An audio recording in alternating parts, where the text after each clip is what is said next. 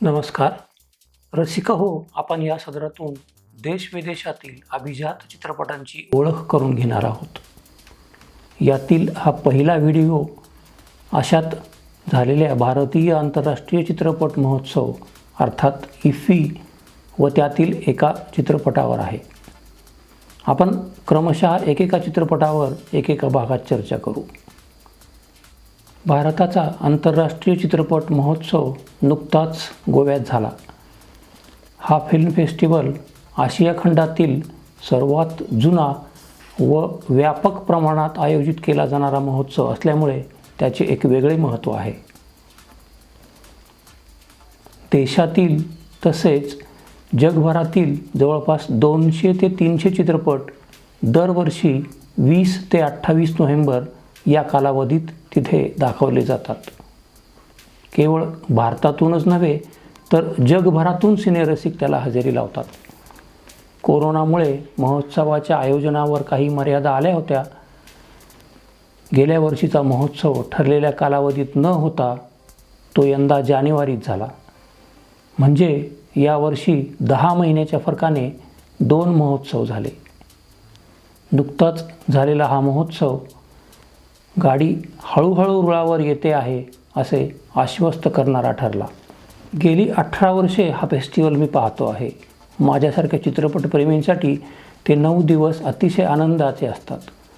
यंदा 72 देशातील जवळपास 300 चित्रपट फेस्टिवलमध्ये दाखविण्यात आले. त्यात दाखविल्या जाणाऱ्या चित्रपटांचे स्वरूप पाहता हा चित्रपट महोत्सव किती व्यापक आहे हे तुमच्या लक्षात यावे. आता तुम्ही जी दृश्ये पाहतात ती मुख्य मेनू व आजूबाजूच्या परिसरातील आहेत. या काळात संपूर्ण पणजी शहर सजलेले असते. मुळातच गोव्याच्या भूमीत संगीत आहे. फेस्टिवलच्या काळात हे संगीत अधिक बहरून येते. या महोत्सवात मला स्वतःला आवडणारे 2 विभाग म्हणजे इंटरनॅशनल कॉम्पिटिशन व इंडियन पॅनोरामातील चित्रपट. या विभागात काय असते हे त्यांच्या नावातच सामावलेले आहे. जगभरातून निवडलेले आधीच्या वर्षी तयार झालेले 15 ते 20 चित्रपट पहिल्या विभागात असतात. यातून परीक्षक महोत्सवाअंती सर्वोत्कृष्ट चित्रपट निवडतात. त्याला सुवर्णमयूर अर्थात 40 लाखांचे पारितोषिक मिळते. इतर पारितोषिकही असतात पण आजचा आपला तो विषय नाही. यावर पुन्हा केव्हा तरी बोलू. गेल्या वर्षभरात जगात जे काही नाविन्यपूर्ण चित्रपट तयार झाले ते या विभागात बघता येतात. विविध देशातील, विविध भाषांमधील, विविध संस्कृतीतील हे चित्रपट खूप चांगला अनुभव तर देतातच, शिवाय आपल्या जीवनविषयी जाणीवा समृद्धही करतात. एखाद दुसरा चित्रपट रटाळा असतोही पण त्यातूनही काहीतरी घेण्यासारखे असतेच. म्हणून तर त्यांची निवड परीक्षकांनी केलेली असते. कोरोनाची भीती असूनही उपस्थितांची संख्या यंदा चांगली होती. विशेष म्हणजे यावेळी तरुणांची उपस्थिती लक्षणीय होती. देशभरातून आलेले युवक उत्साहाने चित्रपट महोत्सवात भाग घेत आहेत.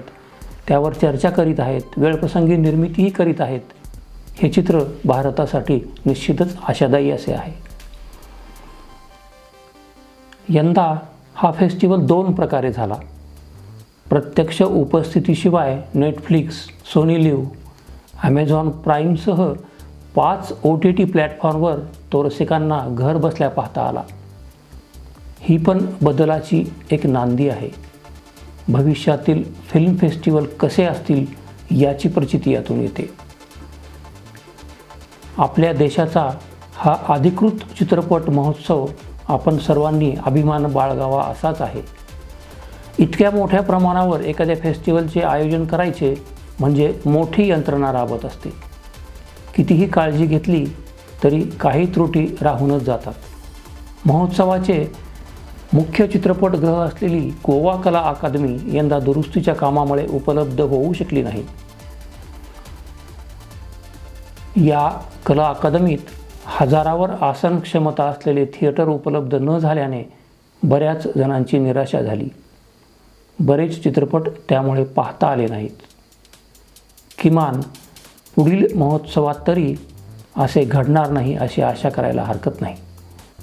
याशिवाय world panorama, festival kaleidoscope, BRICS film festival, master stroke, retrospective, master class असे वेगवेगळे विभाग व त्यातील चित्रपट असे हे भरभक्कम पॅकेज असते. एकेका विभागातील एक एक चित्रपट पाहायचा म्हटले तरी बरेच दिवस लागतील. थोडक्यात सांगावयाचे झाले तर जगात जे 3-4 मोठे फेस्टिवल होतात त्यात आपल्या या फेस्टिवलचा समावेश होतो. या सदराच्या निमित्ताने फेस्टिवलमधील काही प्रमुख चित्रपटांची थोडक्यात ओळख करून देण्याचा हा प्रयत्न आहे. हा व्हिडिओ फार मोठा होऊ नये म्हणून आपण एकावेळी आज एकच चित्रपट विचारात घेणार आहोत. आज मला इंडियन पॅनोरामातील कुलांगल या तमिळ चित्रपटाविषयी बोलायचे आहे. इंग्रजीत त्याचे नाव पेबल्स असे आहे. या महोत्सवात हा चित्रपट दाखविला गेला नसता तर कदाचित पाहता आला नसता. तो अद्याप कुठे रिलीज झालेला नाही. यंदा ऑस्करसाठी भारतातर्फे तो पाठविला जाणार आहे. 14 चित्रपटांना तगडी स्पर्धा देऊन कुलांगल या चित्रपटाची ऑस्करसाठी निवड झाली आहे. ही बातमी आली तेव्हापासूनच तो पाहण्याची उत्सुकता होती. अनेक फेस्टिवलमध्ये त्याची प्रशंसा झाली आहे, पण अजून तो आपल्याकडे प्रदर्शित व्हायचा आहे. हा इंडियन पॅनोरामात निवडला गेला म्हणून तो फेस्टिवलमध्ये पाहता आला. कुलांगल हा पी. विनोदराज यांचा पहिलाच चित्रपट असून त्याने तो अप्रतिम बनवला आहे. या तरुण दिग्दर्शकाला चित्रपटाची कसलीही पार्श्वभूमी नाही. चित्रपट करायला त्याच्याकडे पैसे नव्हते, निर्माता मिळत नव्हता. पण म्हणतात ना, चांगली कलाकृती केव्हा ना केव्हा तरी जगापुढे येतच असते. तसेच झाले. त्याला तामिळनाडूतील आघाडीचा निर्माता मिळाला व त्याच्या कलाकृतीने पडदा पाहिला. आपण प्रथम या चित्रपटाची झलक थोडक्यात पाहू. 1.5-2 मिनिटांच्या ट्रेलरमध्ये या चित्रपटाची तोंड ओळख नक्कीच होते.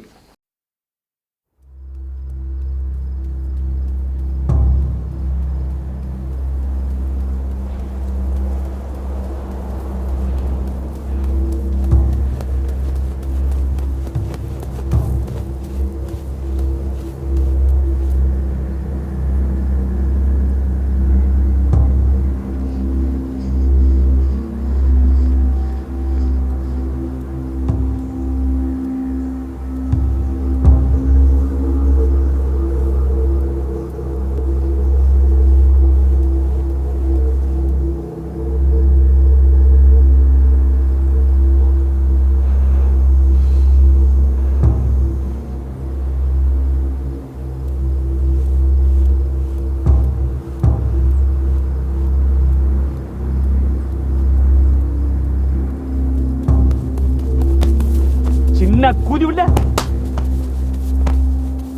உன் பொண்டி திமிர இன்னைக்கு இறக்குறா இல்லைன்னு பாடுறா. எல்லாம் அதான் சொல்லி விட்ட படம்.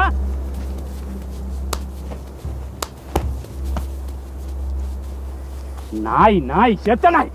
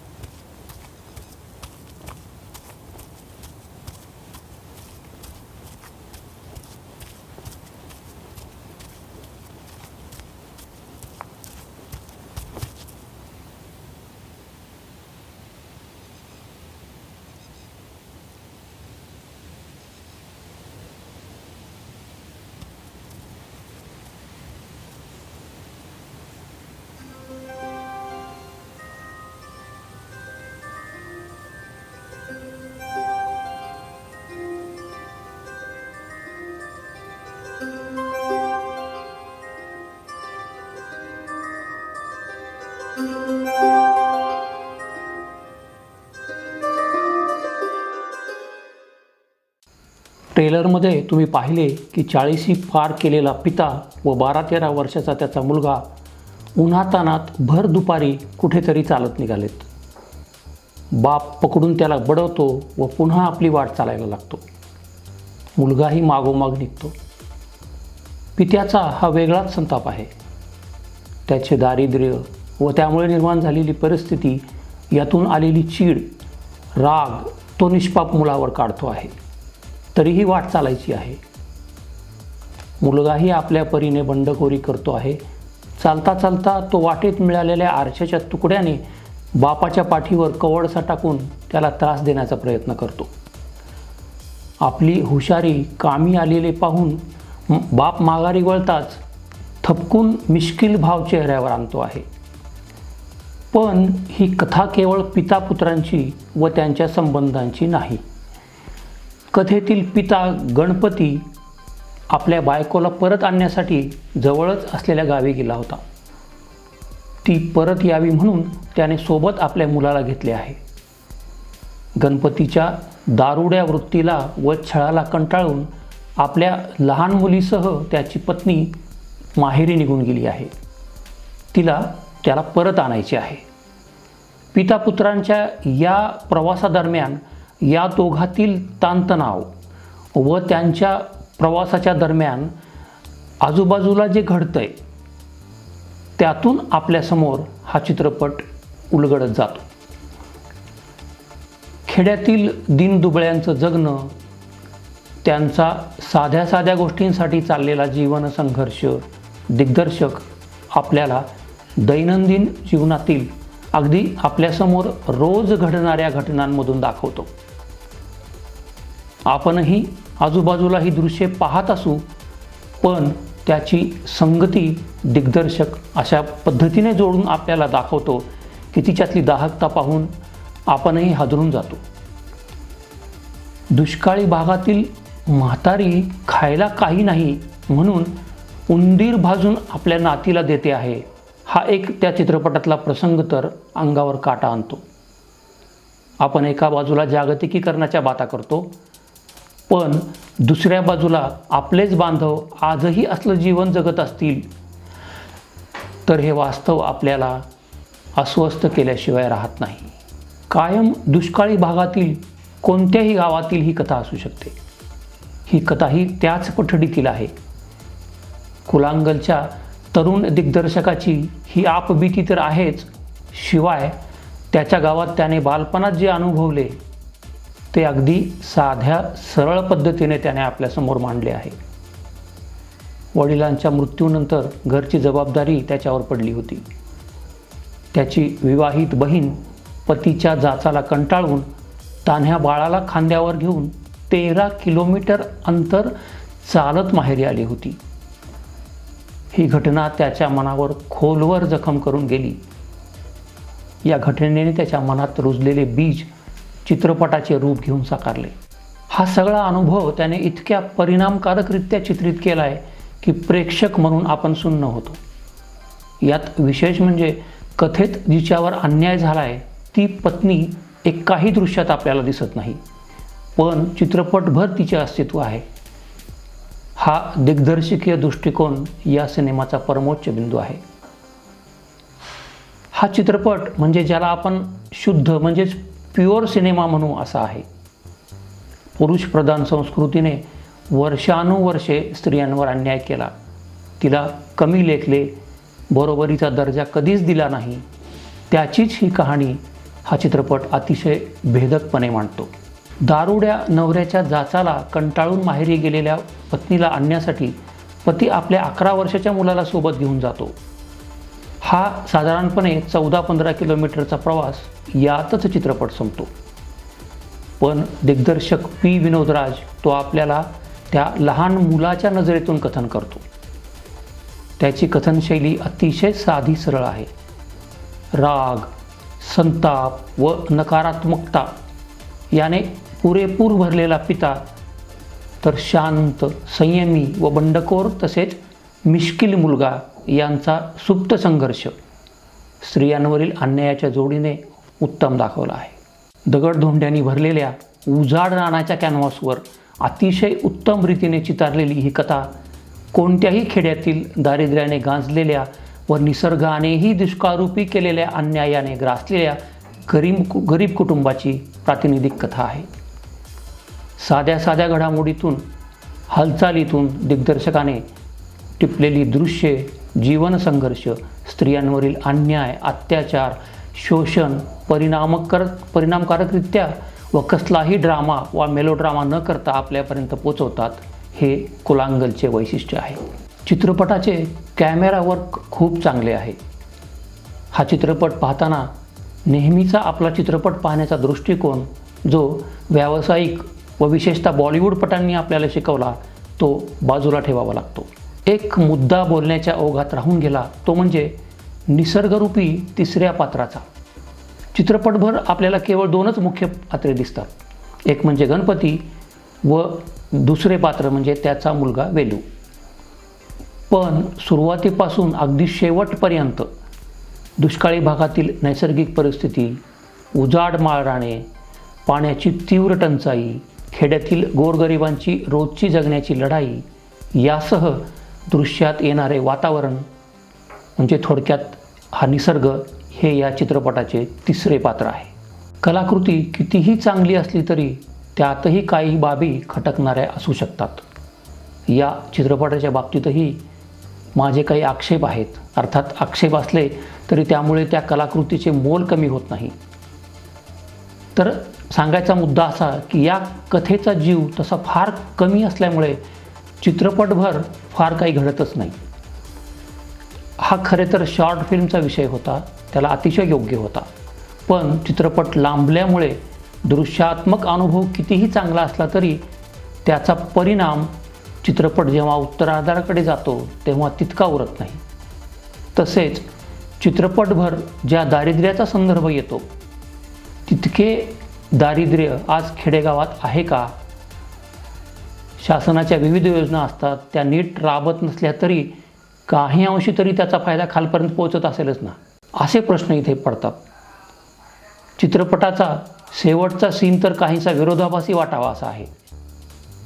पाण्याचे दुर्भिक्ष दाखवणारा तो सीन चालू असताना त्या सीनमध्ये पार्श्वभूमीला नारळाशिवाय अन्य काही हिरवी झाडांची रांग दिसते. भलेही तसे असेल पण एक रिअलिस्टिक म्हणवणाऱ्या चित्रपटात अशी बाब नक्कीच खटकते. असे असले तरी दिग्दर्शक पी. विनोदराजने हा चित्रपट खूप चांगला बनवला आहे यात शंका नाही. जरा हटके चित्रपट पाहण्याची आवड ज्यांना आहे त्यांच्यासाठी तर हा चित्रपट सिनेमॅटिक दृष्टिकोनातून आव्हान ठरावा असा आहे. या सदरातून जरा वेगळ्या जग बदलू पाहणाऱ्या चित्रपटांची माहिती देण्याचा आमचा प्रयत्न राहणार आहे. हा प्रयत्न तुम्हाला कसा वाटला यावर आपल्या प्रतिक्रिया जाणून घ्यायला आम्हाला निश्चितच आवडेल. हा व्हिडिओ आवडला तर लाईक करा, नाही आवडला तर डिसलाईक करा. कारण कसेही असले तरी तुमचे मत आमच्यासाठी महत्त्वाचे आहे. तेव्हा भेटू यापुढच्या व्हिडिओत. तोपर्यंत नमस्कार. जर तुम्हाला हा व्हिडिओ आवडला असेल तर लाईक करा, शेअर करा आणि अशाच रंजक आणि कडक व्हिडिओज करता कडकलात या चॅनलला सबस्क्राईब करा. बेल आयकॉनवर टॅप करायला विसरू नका, म्हणजे आमच्या नवीन व्हिडिओचे अपडेट तुम्हाला मिळत राहतील.